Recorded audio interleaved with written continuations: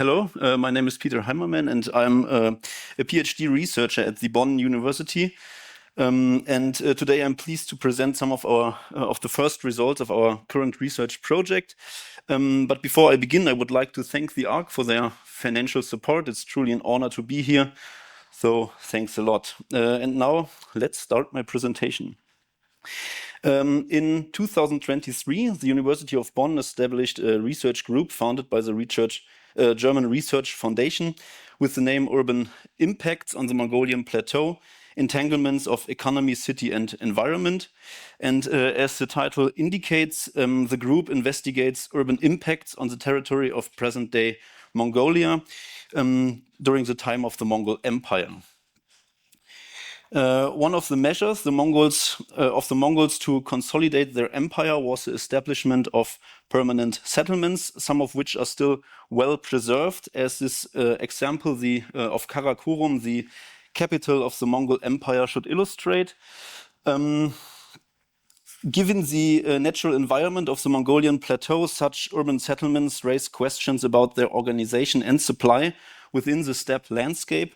So in short, you could summarize the goal of our project with the question, how did urbanism function in the steppe environment of Mongolia? As I already mentioned, our project is organized as a research group, meaning that it brings together several sub-projects to answer this question.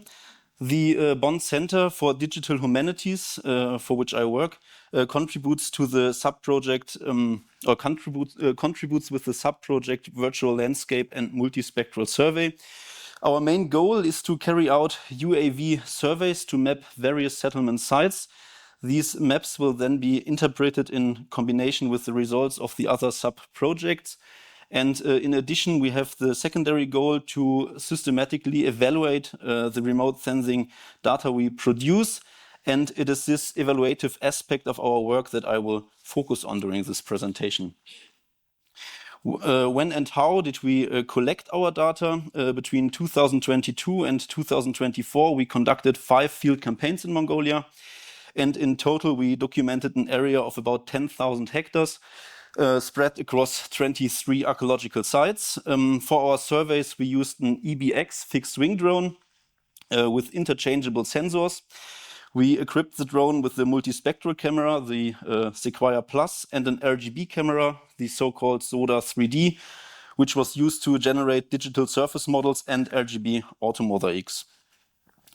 To build a broad basis for evaluating our methods, we aimed to compile a diverse data set. One way we achieved this was by documenting sites located across different climatic and vegetation zones within Mongolia. As you see here, the majority of our sites, we documented are located in the steppe and forest steppe of central Mongolia. However, some of the sites are also located in the desert steppe zones of the northern Gobi. In addition, the blue and red points, as the blue and red points on the map indicate, we broadened our data set by surveying not only sites from the Mongol Empire, but also sites from the Manchu occupation in the 18th century. Consequently, our data set includes not only a multisensorial component and a multi-regional component, but also a diachronic and even to some extent a multi-temporal component, meaning that we have flight data from different seasons.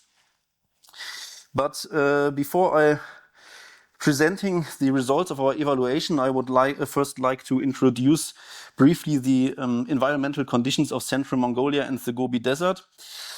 Central Mongolia, as this video should illustrate, offers almost perfect conditions for aerial archaeology. On the one hand, the low intensity of modern land use has allowed many archaeological sites to remain well preserved. On the other hand, the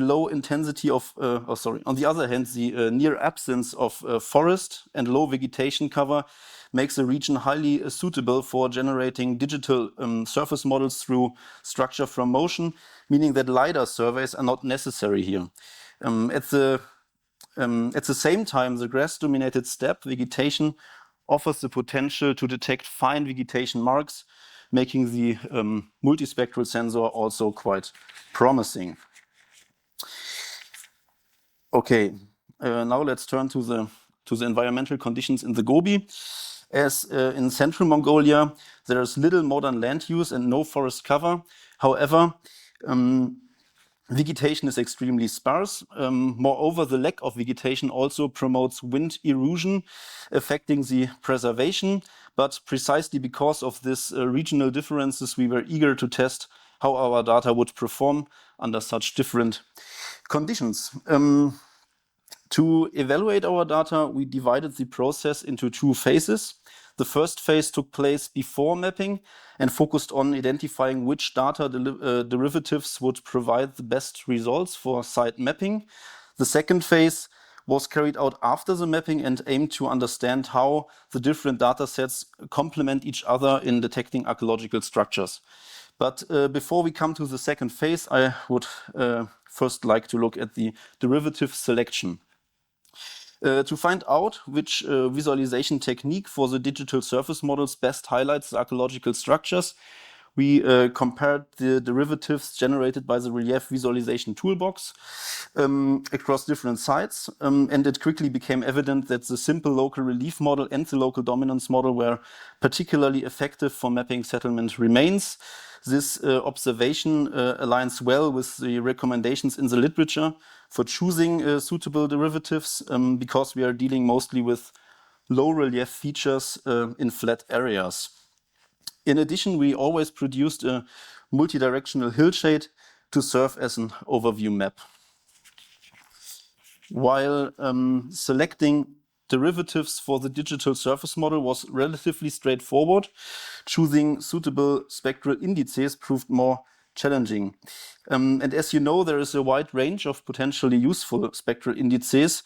To identify which of them deliver the most robust results, I applied a separability analysis using the so-called M statistic. The formula is shown here.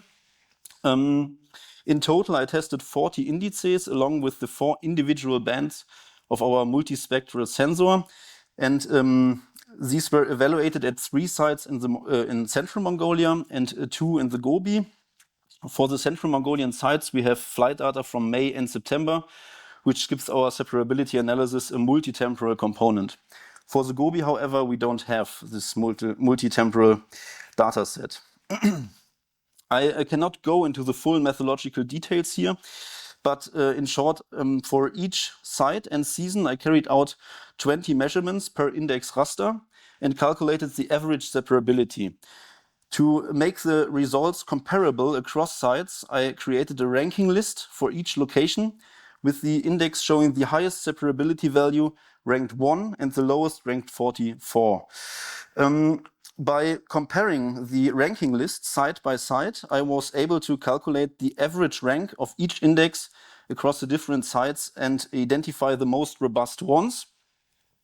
This approach showed that in central Mongolia, some indices consistently produced good results across different sites and seasons, while others performed poorly and occupied low ranks throughout. I also carried out these measurements in the Gobi, and unlike in central Mongolia, the top ranks were not occupied by vegetation indices, but mainly by soil indices, such as the brightness index, BI. Once I had identified which data derivatives to prioritize, I began mapping. For this, I developed a systematic approach with clear mapping steps. This mapping system allowed us, among other things, to carry out the second phase of our evaluation, the data complementarity. One good example of the complementary nature of our data in central Mongolia is the Manchurian settlement site of Tamirkhot, shown here in the different data sets.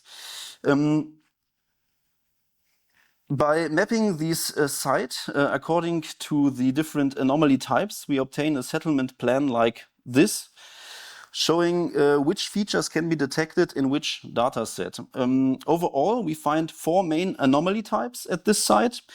Two of these types are detectable across all data sets, meaning they appear both as elevations and as vegetation anomalies. But other features, however, are expressed only in one specific anomaly type, making them visible exclusively in the digital surface model or in the RGB and multispectral images.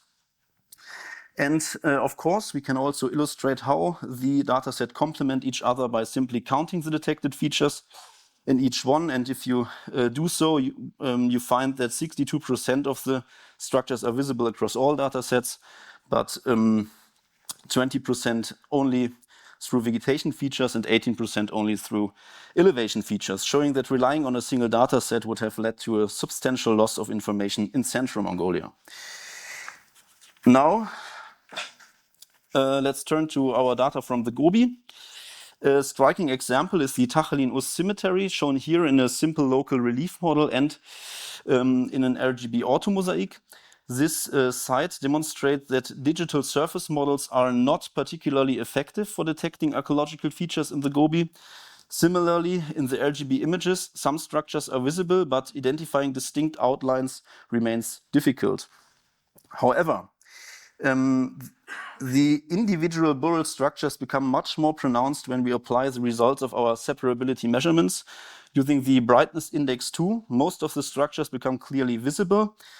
On the right, you see how these structures look in the field, and as you can see, many of the graves consist only of loose collections of stones, making them visible only in the UFO data, the real structure. And of course, we also mapped the different structures and carried out preliminary interpretations in which we distinguished three main archaeological types: burial enclosures, burial mounds, also they are not really mounds, and stone settings.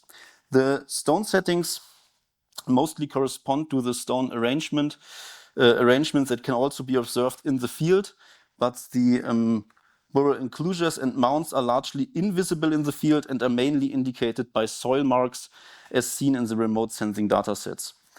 This information becomes important when we comparing what each dataset reveals. As before, we counted the detected features. Unsurprisingly, only a small number of features is fully visible in the digital surface model. But by contrast, both the BI2 and the RGB images proved useful for detecting archaeological remains in the Gobi, but they did not detect the same things.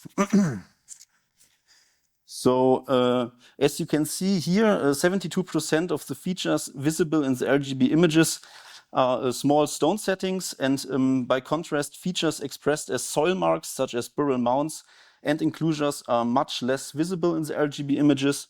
And on the other hand, in the BI2, stone settings are rarely detected, and instead the vast majority, 97% of the detected features, are expressed as soil marks. So we see that both datasets complement each other well.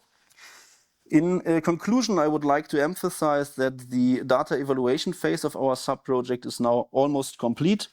We now know which derivatives to select for the best mapping results in both Central Mongolia and the Gobi Desert. And most of the site mapping is already finished, which enable us to assess how well the different datasets perform across various regions of our settlement area, of our study area. And the next step will be to integrate these maps into a broader archaeological interpretation, together with combining them with with the other subprojects, combining them with the results of excavations, physical surveys, and pedestrian surveys. So here are some pictures of our field campaigns. Thanks for your attention, and if you have questions, let me know.